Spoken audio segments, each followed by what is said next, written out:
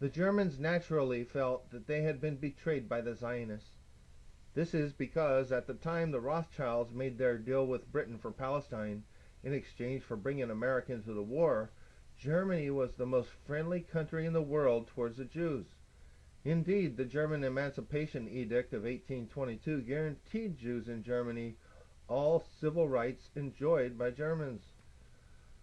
Also, Germany was the only country in Europe which did not place restrictions on Jews, even giving them refuge when they had to flee from Russia after their first attempted communist coup failed there in 1905. Nevertheless, the Rothschilds had held up their side of the bargain to spill the blood of millions of innocents, and as a result, Palestine is confirmed as a Jewish homeland. And whilst its handover to the Rothschilds takes place, it is to remain under the control of Britain as the Rothschilds control Britain. All that time, less than 1% of the population of Palestine was Jewish.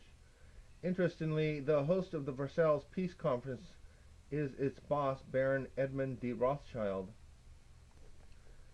The Versailles Peace Conference is also used as an attempt by the Rothschilds to set up a world government under the pretext of ending all wars, which they create. This was called the League of Nations. Fortunately, not enough countries accepted it, and so it soon died. On March 28th, the Times of London reports on the Bolsheviks in Russia.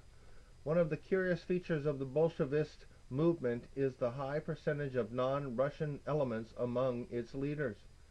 Of the 20 or 30 commissaries or leaders who provide the central machinery of the Bolshevist movement, not less than 75% were Jews. It is reported that the Rothschilds were angry with the Russians because they were not prepared to allow them to form a central bank within their nation. They therefore gathered groups of Jewish spies and sent them into Russia to drum up a revolution for the benefit of the common man, which was actually a takeover of Russia by a Rothschild-controlled satanic elite. These Jewish spies were in age-old deceptive Ashkenazi tradition, given Russian names. For example, Trotsky was a member of the first group, and his original name was Bronstein. These groups were sent to areas throughout Russia to incite riots and rebellion. The Jewish Post International Edition week ending January 24, 1991 confirms Vladimir Lenin was Jewish. Lenin is also on record as having stated, "The establishment of a central bank is 90% of communizing a nation." These Jewish Rothschild-funded Bolsheviks would go on in the course of history to slaughter 60 million Christians and non-Jews in Soviet-controlled territory. Indeed, the Oscar Alexander Solzhenitsyn, in his work Gulag Archipelago, Volume 2, affirms that Zionist Jews created and administered the organized Soviet concentration camp system in which these tens of millions of Christians and non-Jews died. On page 79 of this book, he even names the administrators of this, the greatest killing machine in the history of the world. They are Aaron Soltz, Yakov Rappaport, Lazar Kogan, Matvel Berman, Genrikh Yagoda, and Naftali Frankel. All 6 are Zionist Jews.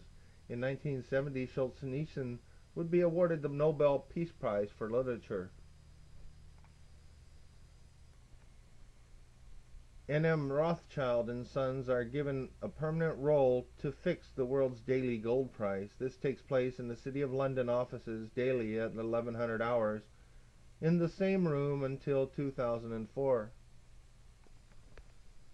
In 1920, Winston Churchill, whose mother, Jenny Jacobson Jerome, was Jewish, meaning he is Jewish under Ashkenazi law, as he was born of a Jewish mother, writes in an article in the Illustrated Sunday Herald dated February 8th, From the days of Illuminati leader Weishaupt to those of Karl Marx to those of Trotsky, this worldwide conspiracy has been steadily growing.